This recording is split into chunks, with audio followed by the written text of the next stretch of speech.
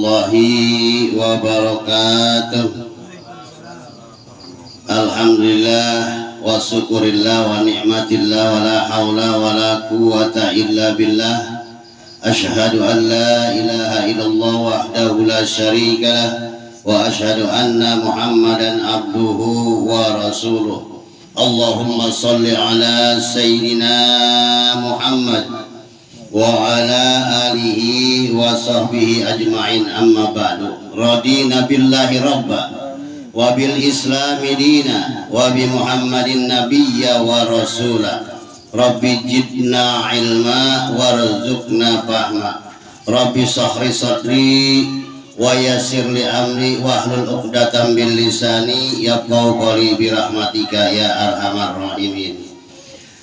Puji serta syukur kita panjatkan kehadirat Allah Subhanahu wa taala. Pada malam hari ini kita mengucapkan syukur, yaitu mengucapkan syukur terutama kita pada malam hari ini menggugurkan kewajiban kita sebagai muslim, sebagai orang Islam.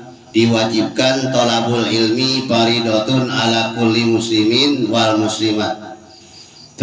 Kita termasuk orang yang beruntung malam ini bisa melangkahkan kaki kita, hati kita yang penuh dengan kejenuhan, pikiran kita yang penuh dengan kegalauan, datangnya ke majelis ilmu malam ini. Semua dosa-dosa kecil kita dihapus oleh Allah Subhanahu wa taala. Amin ya rabbal alamin. Salawat serta salam mudah-mudahan dicurah limpahkan kepada junjungan alam Nabi besar kita Muhammad sallallahu alaihi wasallam beserta keluarganya dan sahabatnya, dan kita sebagai pengikutnya yang taat kepada Allah dan taat kepada Rasulnya. Mudah-mudahan kita mendapat syafaatul ujma dari Nabi kita Muhammad sallallahu alaihi wasallam. Yang saya hormati dan yang dimuliakan oleh Allah Subhanahu wa taala, para jamaah pengajian Nurul Ikhlas, itu tiap malam Rabu kita alhamdulillah nggak pernah absen, selalu kita nggak pernah libur. Alhamdulillah, sangat cintanya kepada Allah dan cintanya kepada Rasul kita buktikan malam hari ini. Kita bersyukur kepada Allah, yaitu tepatnya pada besok hari, yaitu tanggal 17 Agustus, yaitu memperingati kemerdekaan Indonesia. Kita bersyukur atas kemerdekaannya, yang mudah-mudahan para perjuang kita terdahulu, para pahlawan-pahlawan kita, mudah-mudahan malam ini dengan doa kita, mudah-mudahan para pahlawan yang memperjuangkan kemerdekaan Indonesia, mudah-mudahan beliau di dalam kuburnya, yaitu diluaskan oleh Allah Subhanahu wa taala, diterima amal ibadahnya serta dimasukkan surganya Allah Subhanahu wa taala. Amin ya rabbal alamin. Bersyukur yaitu atas kemerdekaannya, yaitu bersyukur kemerdekaan, yaitu kita mengabdi kepada Allah Subhanahu wa taala, sujud kepada Allah, bersyukur atas negara kita sudah tenang. Dulu mah kita ngaji juga susah, kalau kita ngaji didatengin nggak boleh, mau Belanda gitu kan, nggak ada ketenangan. Tapi sekarang udah alhamdulillah diberikan keberkahan oleh Allah Subhanahu wa taala. Jamaah sekalian yang saya hormati dan yang dimuliakan oleh Allah Subhanahu wa taala, malam ini kita ngaji sedikit. Saya buka kitab Safinah, bahwasanya di dalam kitab Safinah menerangkan di sini faslun man taqalla wudu'uhu harama alaihi arba'at asya'a as-salatu was-tawafu wa masul mushafi wa hamlu.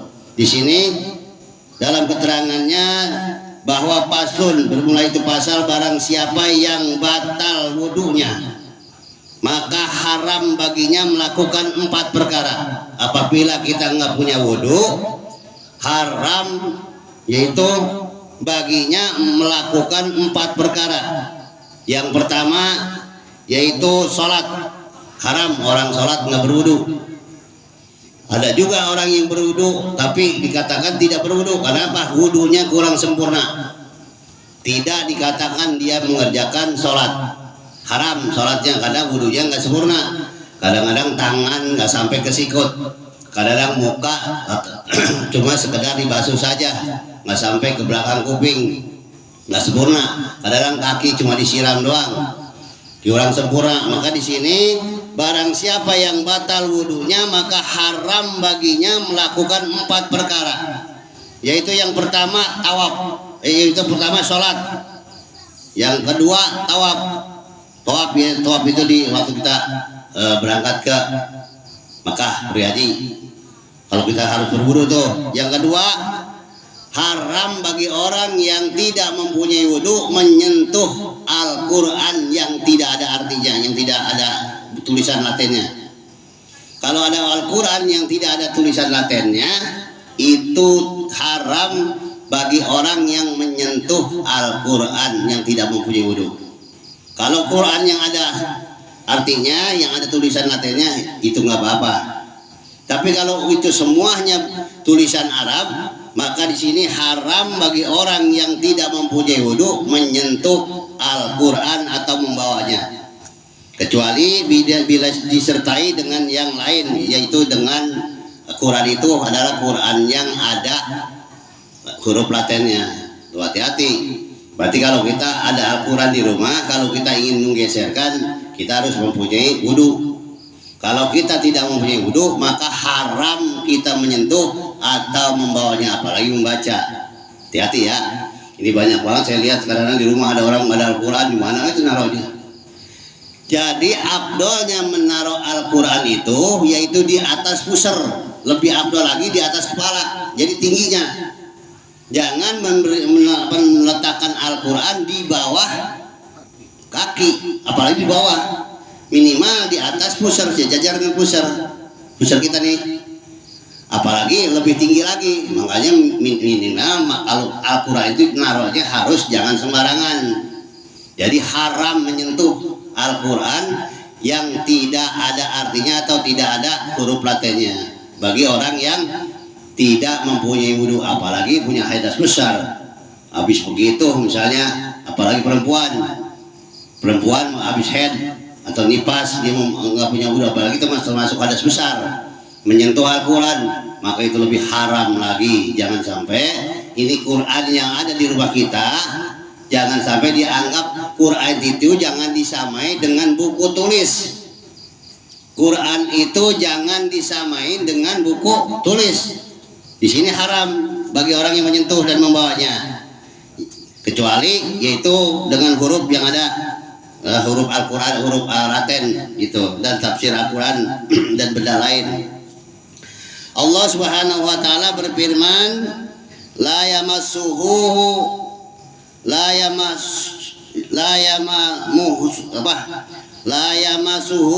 illal mutatahharun. Di sini tidak boleh menyentuh Al-Quran kecuali orang-orang yang bersih. Yaitu apa yang dikatakan bersih? Kita punya wudu, apalagi kita yang punya hadas besar. Demikian pula haram bagi orang yang berhadas besar, karena keluar mani atau bersetubuh yang tadi saya bilang tadi. Hati-hati. Makanya naruh Al-Quran itu harus benar-benar minimal di atas lemari dah. Jangan kesentuh-sentuh, jangan sampai kesentuh kita dengan tidak sengaja kadang-kadang. Itu makanya Al-Quran itu adalah kitab suci orang kita ini sebagai orang Islam. Jangan dianggap Quran itu sama dengan buku. Ini banyak sekali, banyak ya kita lihat ya. Quran sama diajak sama buku, udah biasa lah nama juga. Terus megang ini kok biasa lah. Bahwa di sini dalam keterangan haram bagi orang yang tidak mempunyai wudu memegang Al-Quran. Hati-hati ya. Jadi apalagi di sini punya hadas besar karena keluar mani atau bersetubuh, melakukan 6 perkara yaitu sholat, tawaf, pemegang itu sama di sini hukumnya. Di sini juga haram disebabkan haid, yaitu yang tadi saya bilang. Perempuan haid jangan memegang Al-Quran, apalagi baca boleh tapi dalam hati. Di sini perempuan yang juga haram disebabkan haid melakukan 10 perkara, yaitu ya sama tawaf, memegang menyentuh Al-Quran, masab atau membawanya, atau berdiam di dalam masjid. Jadi kalau perempuan lagi haid itu haram masuk ke dalam masjid.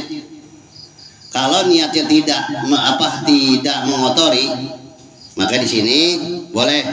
Tapi untuk kehati-hatian, apabila seorang perempuan lagi haid, ya udah jangan masuk masjid dah. Ya, jangan masuk masjid. Ini jangan berdiam di masjid membaca Al-Quran. Dan di sini kalau lagi perempuan haid jangan ditalak ya, misalnya bini kita lagi haid jangan ditalak tuh, jadi ceraiin gitu. Ya nggak boleh, di sini haram. Kalau perempuan lagi haid nggak boleh menjatuhkan talak atau lewat di masjid jika sekiranya takut mengotori. Kalau sekiranya tidak, maka haram dengan melewatinya, bersenang-senang di atas pusat dan lutut. Bagaimana maksud ini? Ini buat yang muda. Apabila istri kita sedang haid, jangan bersenang-senang. Tahu nggak senang-senang? Ya, tahu ya. Bersenang-senang itu karena udah ngebet bini si dopai misalnya udah seminggu lebih, misalnya gitu kan.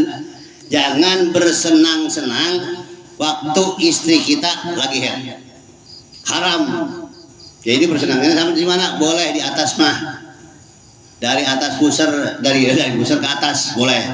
Kalau mulai di atas ke bawah nggak boleh, haram. Jadi kalau istri kita lagi haid itu haram untuk bersenang-senang. Ya. Di sini bahwasanya jangan sampai kita seperti orang yang belum pernah mengetahui ilmunya. Jadi harus tahu nih. Jadi di sini yaitu tentang yang diharamkan karena hadas kecil, yaitu yang tadi saya bacakan, yaitu tentang memegang Al-Quran, tawaf dan sholat. Jadi sholat itu juga harus terpelihara, jangan sampai kita haram melakukan sholat kita tanpa wudhu. Ada nggak orang yang sholat tanpa wudhu? Ada. Sholat wudhunya tidak sempurna, makanya hati-hati, harus belajar. Jadi wudhu itu harus benar-benar harus sempurna supaya ibadah kita tidak ditolak oleh Allah Subhanahu wa Ta'ala. Itu makanya pelajaran ini sedikit tentang yaitu yang diharamkan, bagian yang jangan diharamkan. Jadi orang yang mempunyai hadas kecil dan junub setelah haid itu menyentuh Al-Quran, yang tadi yang banyak sekali orang yang belum tahu itu. Maka yang berikutnya saya buka tentang di sini kitab Duratun Nasihin, bahwasanya pasalnya tentang orang yang menjamu tamu. Banyak nih orang kadang-kadang tamu assalamualaikum udah duduk lama air belum sampai. Padahal yang disunahkan yang lebih afdol apabila rumah kita didatengin tamu, makanya banyak ini nih apa sih namanya air gelas minimal. Jadi assalamualaikum kita terima waalaikumsalam, jangan diajak ngomong.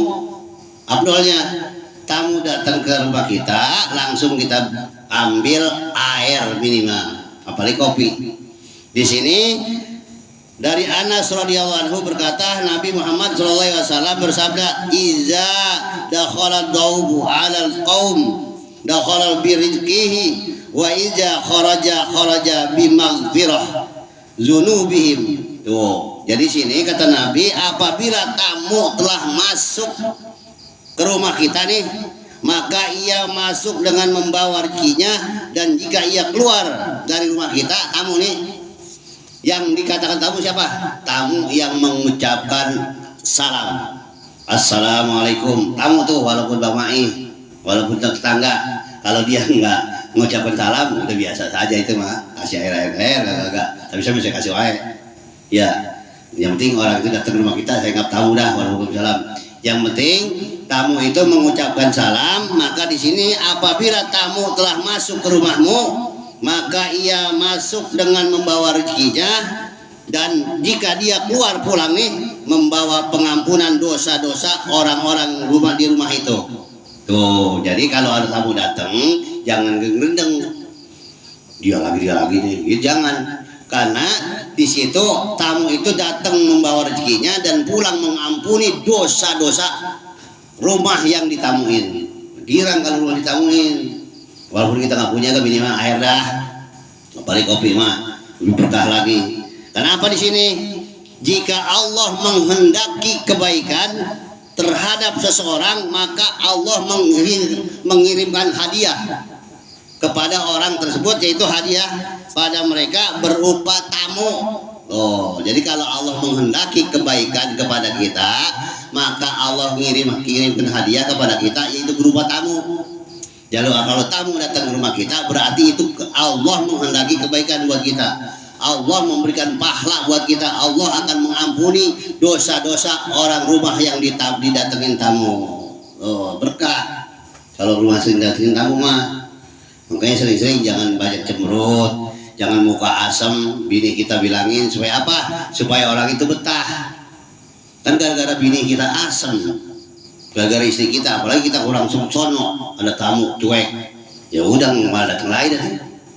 Budak temenan gue datang sono, gue jangan diorangin, gue cemberut, tuh bininya apalagi nanya ke kagak sama gue. Jangan ya, jangan seperti itu. Karena tamu itu datang membawa rezeki dan pulang mengampuni dosa-dosa orang yang ditamuin. Dosa siapa tuh? Dosa suaminya, istrinya, anaknya semua. Diampuni dosa-dosa kecil tuh apabila datang tamu. Apabila Allah menghendaki kebaikan, Allah berikan hadiah pada kita, itu berupa tamu. Makanya tamu mah siapapun yang datang ke rumah kita, orang minta-minta kayak orang buta kayak apa, hargain, hormatin. Apalagi orang minta-minta. Di sini dalam keterangan saya baca, apabila datang ke rumah kita orang minta-minta, assalamualaikum Pak, kasih Pak sedekahnya, itu kita mengucapkan ahlan wa sahlan harusnya. Jangan di sini yang mati, tapi minta, tapi orang ngamen, terlalu ini jangan. Berarti kalau Allah sayang pada diri kita untuk tanaman di akhirat, maka datengin tamu, memberi salam, dia meminta sodako. Apa jawaban kita? Ahlan wa salam, terima kasih engkau telah datang ke rumahku untuk kebaikan akhirat. Udah terima kasih tuh, minimal 1000, apalagi gede mah ya boleh. Jadi apabila ada yang datang ke rumah kita, assalamualaikum, mujariah buat masjid, kirim tabdi, makan kayak sama dia, terserah kalau itu mah ya. Yang penting kita udah niat sedekah. Jadi siapapun yang datang ke rumah kita yang mengucapkan salam, apalagi dia meminta sodako, itu kita harus gembira, segembira-gembiranya. Kalau kita sejak bawa duit 2000 perak untuk sedekah, ke siapa bingung, ya kan? Makanya kalau kita ada orang datang, itu harus mengucapkan ahlan wa sahlan, selamat datang, engkau adalah membawa kebaikan buat akhirat untukku. Inilah duit 10 juta. Gitu. Kirangan buat yang minta bisa datang lagi dia. Gitu. Ah, udah lagi semua ngasihnya gede. Gitu. Bisa begitu. Makanya kalau kita ada duit pengasihnya goceng, ceban 10.000, 20.000, nanti dia datang lagi. Nanti kita akan ketemu di sono. Ketemu dengan siapa? Dengan pemberian kita, sedekah kita waktu di dunia. Jadi apa nanti dia? Jadi bidadari yang sangat cantik, secantik istri kita. Wah, nanti siapa ini? Pasti tanya di akhirat. Nggak pernah lihat ini cewek cakep amat, cantik amat. Aku adalah amal sedekahmu waktu kamu di dunia. Dulu ada orang minta-minta, kamu baik sekali. Orang-orang ngasih 1000, kamu malah 10.000. Inilah yang engkau nikmatin sekarang. Itu nanti makanya apabila datang ke rumah kita, assalamualaikum, maka di sini apabila Allah menghendaki kebaikan buat diri kita dan keluarga kita, Allah kirimkan hadiah, yaitu dengan berupa tamu. Tuh, yang datang membawa rezekinya dan kembali pula dengan rezekinya. Sedang penduduk rumah yang ditamuin itu telah diampuni oleh Allah Ta'ala dosa-dosanya. Enak ya ketamu ya. Kadang-kadang orang kalau tamu cuek-cuek saja duduk, ngasih saya air acan. Air bang kan ngebeli banyak, air sumur gak? Ya, masa iya di rumah ada air acan. Minimal air dan senyuman. Enggak ngasih air, gak saya tertawa aja cuma main, masya Allah. Kita udah lama banget main, kita rasa kangen. Begitu bahasa mah. Jangan orang datang nanya ke muka asem. Wah, itu malaikat. Barang siapa yang dia didatangi tamu, maka rumah yang punya rumah tersebut mukanya asem, maka itu malaikat murka langit dan bumi. Malaikat langit dan bumi. Allah pun benci terhadap orang yang apabila didatangkan tamu air mukanya asem itu, walaupun kita habis berantem dengan bini kak, lalu kita habis berantem dengan bini misalnya di rumah, ya udah datang tamu biasa, main nanti, masya Allah, masuk, kopi, itu walaupun rumah yang punya kopi kak, bahasa kopi mah kudu, kopi itu kopi ya, masa ada kopi, udah ngopi lah, ya emang punya kopi dah, gitu ya, gitu, jadi bahasa yang bagus mah, itu makanya siapin minimal kopi 2 bungkus mah 3 bungkus di rumah. Jangan sampai kita datang tamu nawarin tamu kopi, ke warung dulu, masak air dulu, minimal punya termos 1 mah. Jadi jangan sampai datang tamu ngopi aja ya, ngopi ya. Emang iya saya belum ngopi, lari dulu ke warung. Terus masak air dulu lama, akhirnya tamu nggak sabar pulang akhirnya. Jangan, minimal termos kan murah, termos bro, paling orang mah gocap kali ya. Minimal di rumah taruh dah 2 bungkus kopi mah 3 bungkus buat nanti apa? Supaya apa, pas datang tamu jangan sampai kita budak gedor ke warung, udah ribut, nyuruh anak ini ngomong, jangan gua, akhirnya tamu tersinggung, ini repot, kamu tuh menyuruh gua ngopi, tapi kopinya masih di warung. Jangan, minimal di rumah kita 3 bungkus mah, 2 bungkus mah kudu ada ya, itu jangan, siapin termos, udah kopinya nggak ada, airnya masak dulu, akhirnya tamu udah sabar, pulanglah nunggu di warung. 3.000 aku pergi dah gitu, akhirnya aturan kita dapat kebaikan jadi kagak, aturan kita dapat pahala jadi kagak. Minimal itu air putih saja udah dinilai pahala yang sangat besar orang yang menjamu tamu, apalagi airnya digulain, apalagi airnya dikopiin, yang ada yang mengeluarkan harta walaupun sedikit. Kopi berapa sekarang pemirsa? Kopi berapa? 1.500, itu bisa masuk surga. Coba dah rasakan kalau nggak percaya. Kalau ente nggak percaya, nih orang yang nyuguhin kopi buat orang yang tamu, habis nyuguhin kopi mati. Ternyata itu pahala yang 1.500 dengan air yang boleh mendidih. Masya Allah, menjadikan bidadari ya surga yang menemani kita. So, jangan pelit-pelit ya. Jangan pelit-pelit terhadap tamu, karena tamu itu membawa kebaikan buat kita, mengampuni dosa-dosa kita yang ditamuin. Di sini benar, ini kitab Dura tulis nggak percaya baca dewekan. Ya, di sini sesungguhnya sedekah yang sangat cepat naik ke langit. Sesungguhnya kata Nabi bahwasanya sedekah yang cepat naik ke langit, cepat dia langsung dikasih, langsung dikirim ke Allah, diterima. Yaitu bila seorang membuat makanan yang halal lalu dia memanggil kawannya untuk makan bersama. Ini dia sering banget nih, sering masak nih pada nih, masak dulu ya karena manggil temen suruh makan. Itu pahala yang sangat cepat naik ke langit apabila kita punya duit rezeki yang halal, boleh kuli misalnya, kuli bangunan, kayak para nanti boleh kalau keringet, masak tuh panggil, ada telepon gitu, halo, Pak ini bisa nggak kemarin ngapain ya, ini saya boleh masak nih makan. Nah itu oke lah, emang kita belum makan, tapi harus tahu waktunya, waktu yang belum makan, jangan orang habis makan justru makan, jangan. Jadi kita kalau ngasih orang makan itu harus tahu waktunya orang yang belum makan. Jam berapa nih kira-kira? Misalnya Bang Mai bangun habis dia nyendok nasi, berarti dia udah sarapan jam 7, berarti jam 10 atau jam 9. Jangan orang habis makan dipanggil suruh makan, jangan bermat lagi wae. Jadi kita harus tahu. Makanya kalau kita ngundang sedekahan, makan dia pakai prasman, itu harus tahu waktunya. Supaya apa? Supaya manfaat dan berkah harta yang kita sedekahkan makanan itu. Sebab yang paling abdolnya sedekah adalah makanan. Apalagi orang itu emang belum makan di rumahnya. Masya Allah, dulu saya ngerasain ya saya masak itu tuh jantung pisang gitu, padahal punya beras segitu-gitunya, pada kumpul makan, ini orangnya padahal segitu-gitunya, Allah kirimkan itu orang pada makan di rumah saya sampai habis, padahal kata ini cerita cuma karena enggak dah mah berasa segitu-gitunya, belinya cuma ikan asin, ada itu kembang pisang sama kacang gulung, pada lewat pada makan sering di rumah ya kita ya lu ya gitu. Itu senang saya sebetulnya orang punya. Kenapa? Karena saya udah baca-baca tentang ini. Itu makanya tahu kan kalau datang kemari biasa udah punya muka senyum aja udah. Dari 2 hari 3 hari sini nggak ada 2 hari ya, Pak bisa tahu dia. Ada yang dari siang sampai malam, besok datang lagi, enak. Ya udah, kita harus ikhlas seperti itu. Nah makanya di sini dalam keterangan dari Aisyah radhiyallahu anha berkata, Nabi Muhammad SAW telah bersabda, sesungguhnya para malaikat tetap mendoakan seseorang.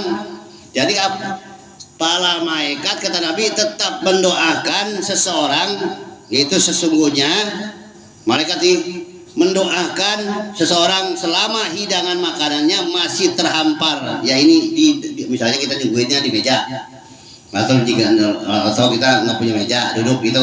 Jadi selama hidangan itu masih ada di depan makanan ada tamu tersebut, itu malaikat berdoa, mendoakan untuk seorang, ya Allah berikanlah keberkahan si fulan, ya Allah ampuni dosa-dosanya, ya Allah berikanlah anak dan istrinya. Terus doa terus malaikat selama makanan itu masih ada dan tamunya masih ada.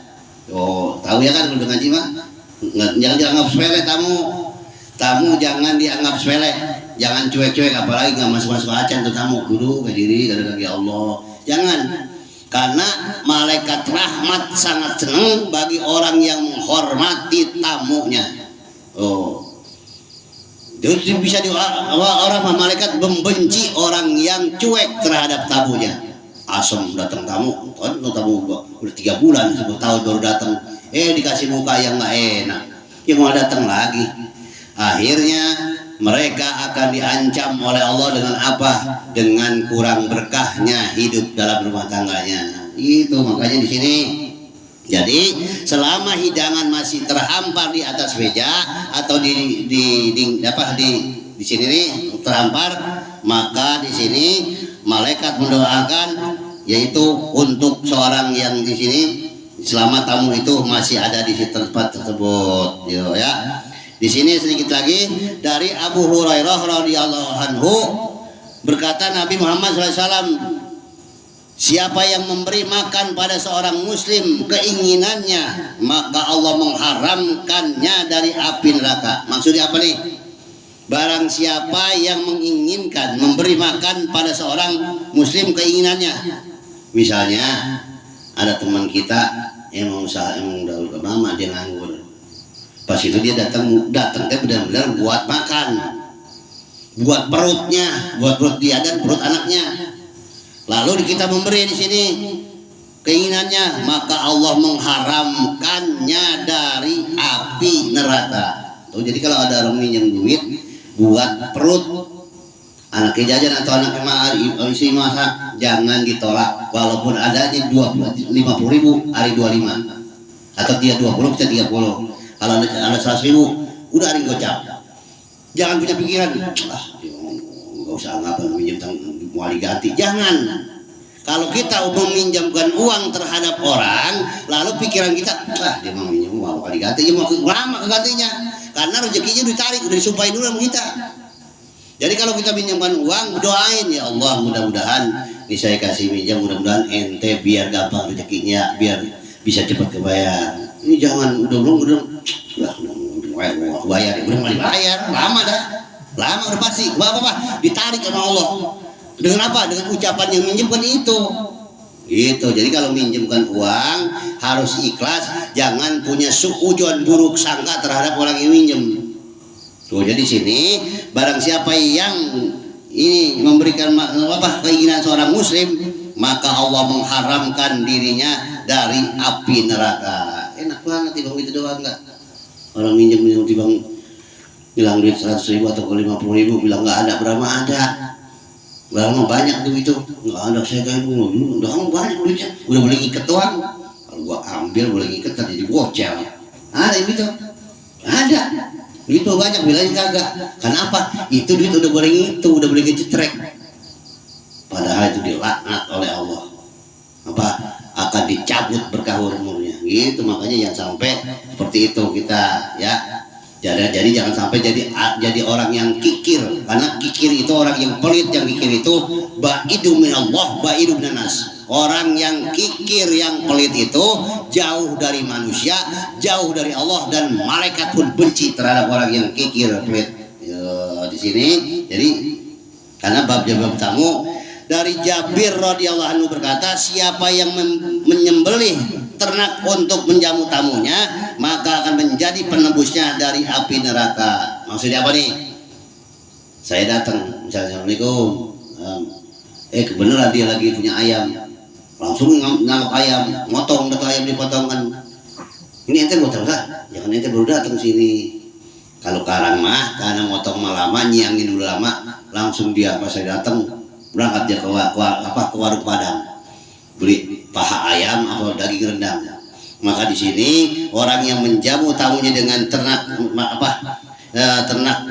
yang untuk menjamu tamunya, walaupun tidak ternak, daging yang enak itu kita kasihkan buat tamu, maka di sini akan menjadi penebus dosanya dari api neraka. Masya Allah, enak banget ya. Ini bab ini jarang dibuka nih sama orang pelit mah, sama ustaz-ustaz kiai-kiai yang pelit mah dibuka ini mah enggak. Karena ada orang ngomong bisa dia pelit. Ada ya, ada enggak? Ada enggak yang orang ulama yang udah ngerti agama pelit? Ada enggak? Ada. Ngomong mau dileger-leger ya, kadang-kadang berkat apa basi-basi dibuang. Nggak dikasihin tangganya. Ada itu. Ada, saya sering lihat. Sering tahu kalau sering lihat. Masya Allah kalau ceramah mah hebat.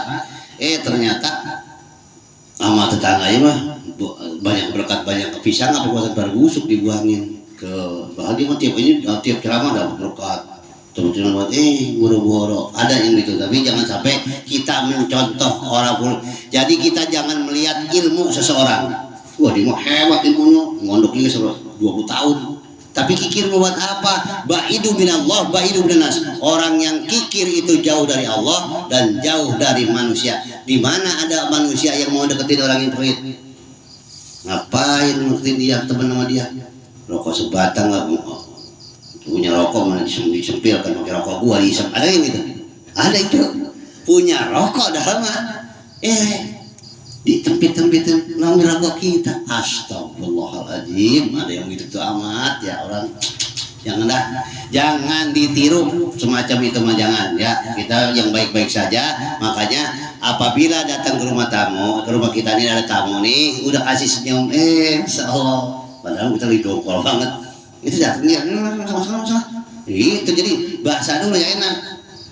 Udah gitu kan seneng banget. Coba jangan nilai diri kita dulu. Kita menilai ke rumah orang nih. Assalamualaikum, baru kenal bisa. Itu orang, bang sini coba itu pasti ngomong. Masya Allah, kemarin saya main ke rumah orang nih lagi lewat, lagi jalan, mampir ke rumah si Fulan. Itu saya baru ini baik banget orang, kayaknya gitu kan pasti. Makanya kebaikan itu jangan menilai. Jadi kita menilai orang untuk diri kita. Mudah-mudahan kita seperti itu. Jadi bukan begini. Innalillahi wa inna ilaihi rajiun, telah berulang rahmatullah Fulan dengan Fulan.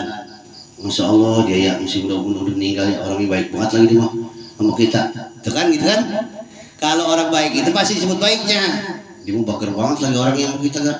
Mau water di mana nanya mulu kalau kita lewat deh. Tuh, dia mau bager lagi dia mah. Orang awal sering anak kita kan 100% gitu lagi.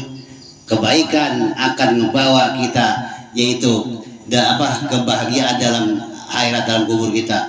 Tapi innalillahi wa inna ilaihi rajiun, telah meninggal dunia si Fulan bin Fulan. Ya biar mampus, pelit banget orangnya, berjahat lagi. Ya kan? Yang baik disebut kebaikannya, yang jelek disebut kejelekannya. Jadi kita jangan sampai pas kita meninggal dunia, dia mampus ya biarin juga gitu kadang-kadang.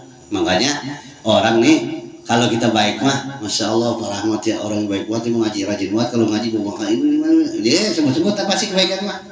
Ya si Mita udah meninggal ya, kita kopi malah berbau dia yang bawa, itu kan masih gitu kan? Iya, pasti kebaikan mah. Itu makanya hati-hati dari sekarang, sebelum kita meninggal dunia tanamkan kebaikan supaya kita di dalam kubur dikirimin pahala terus. Iya, diomongin dia mana biar gitu bager banget mau kita itu karena rumah orang udah meninggal punya dia mah tuh datang tuh kiriman. Coba kalau kita waktu di dunia beri pelit, beri jahat, beri dengki sama orang, pas itu meninggal dunia diomongin kebencian kepelitan kita, datang lagi siksaan tuh terus gitu dipukul. No, di atas lagi ngomongin lo waktu hidup lo jahat, waktu hidup lo pelit, gitu. Makanya dari mulai sekarang sebelum kita meninggal dunia, kita tanamkan kebaikan terhadap Allah, terutama sholat dulu. So kita harus rajin-rajin ya ibadah sholat. Kalau bisa sholat mah semuanya. Sebab apa? Orang yang tidak sholat itu dicabut keberkahan umurnya. Ngerti nggak? Pengen tahu nih?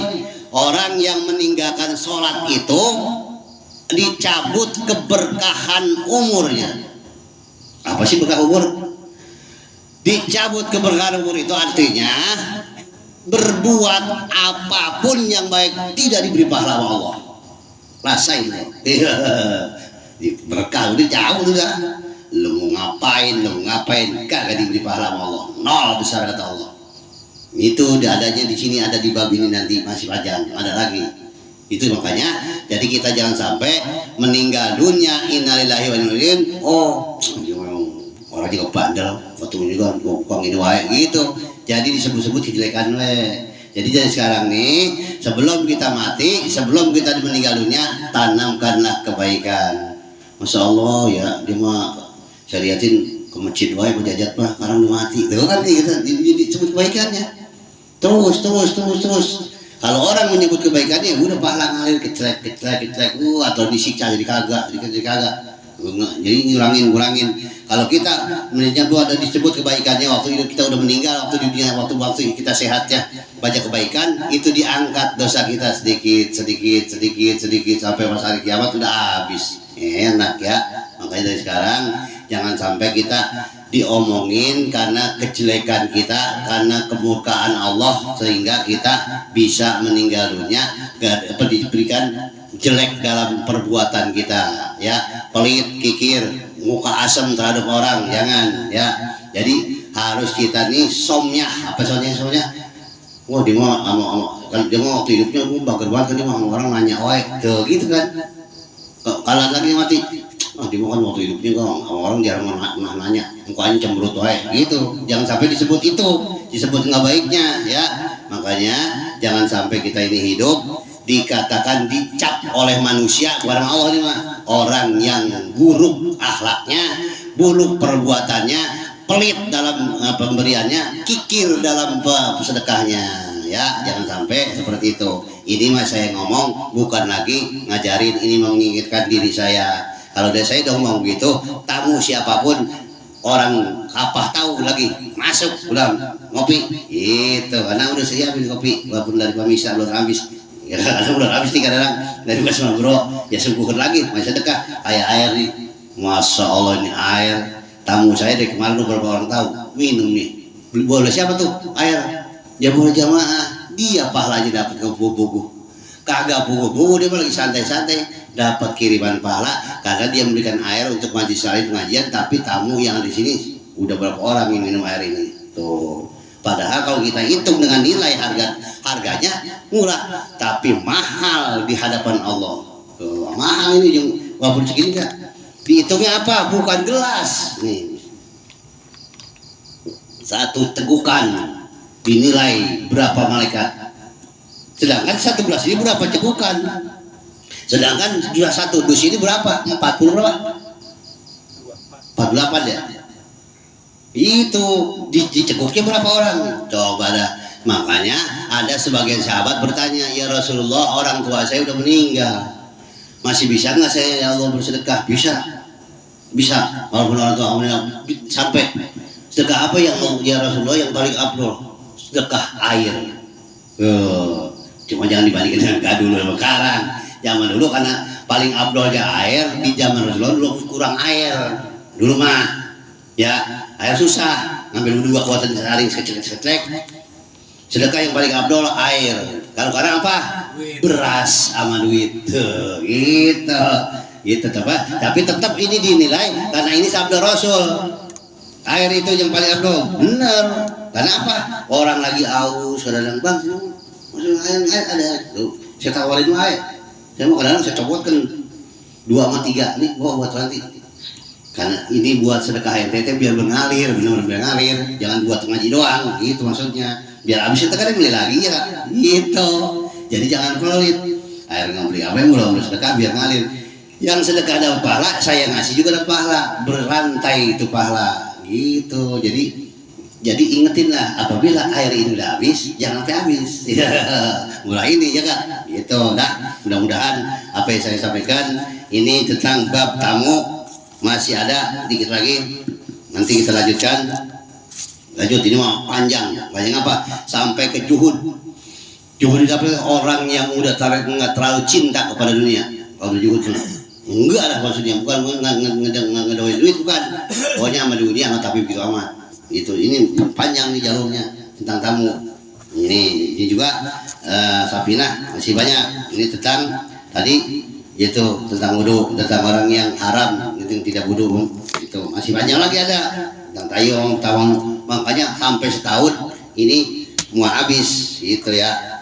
Makanya mudah-mudahan malam ini kita diberikan keberkahan oleh Allah Subhanahu wa taala sehingga kita di malam ini, malam yang 17 besok tanggal 17 Agustus memperingati hari kemerdekaannya, mudah-mudahan kita berdoa kepada Allah Subhanahu wa taala diberikan kesehatan umur kita, diberikan kesehatan anak dan istri kita, dipanjangkan umur kita dalam sehat dan taat kepada Allah dan dalam melaksanakan yaitu kemerdekaan Republik Indonesia. Dan mudah-mudahan para pejuang yang dulu membela yaitu para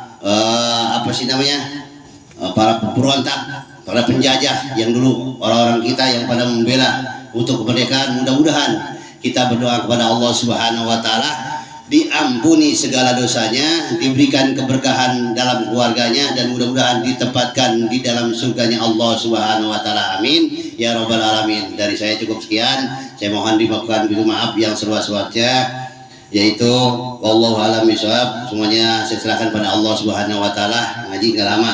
Tadi mulai jam 9 kurang, sekarang jam setengah 10 ya. Mudah-mudahan ikhlas dan ridho. Ikhlas kan nih? Ikhlas ya? Ridho ya. Supaya apa? Supaya ilmunya bermanfaat untuk kita dan keluarga kita. Amin ya rabbal alamin. Dan mudah-mudahan kita malam ini pulang dari sini semua dosa kita diampuni oleh Allah Subhanahu wa taala. Amin ya rabbal alamin. Dari saya cukup sekian. Wassalamualaikum warahmatullahi wabarakatuh.